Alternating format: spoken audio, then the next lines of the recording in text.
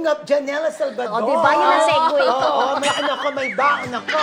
Back na back sa pa-Barbie O, niya. nauuso yung Barbie-Barbie na yan, pero bagay na Ayan, yun. oh. Ay, ang ganda niya, ha?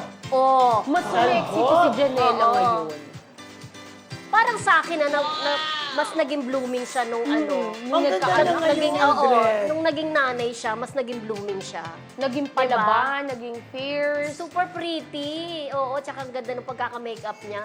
Bagay na Diba? bagay siyang maging Barbie. Di ba nung Oo. nakaraan nga ta, di ba ang buhok niya ginger? May pagka-ginger yung buhok niya. Tapos kayang-kaya rin yung buhok na gano'n, parang babagayan kasi yung tayo, yung gano'ng kulay na. Alam mo, lahat naman yata kakayanin niya. Eh, di ba nag-ano siya, Valentina sa Darna. Oo, very Caring din talented. niya. Palaban. Oo, Caring, very caring talented. din. So, actually, hindi lang si Janelle ang nakita kong magandang mag-Barbie, pati si Paolo Ay, Ballesteros. oo! Diba? Sa Bulaga, Ang cute ginaya nun, niya. ah. Talagang manika talaga nag-trending talaga si Paolo Ballesteros dun sa pa-Barbie. Gayang-gaya niya. Gayang-gaya Parang niya. sila yung pumaloy lang, Oo. di ba?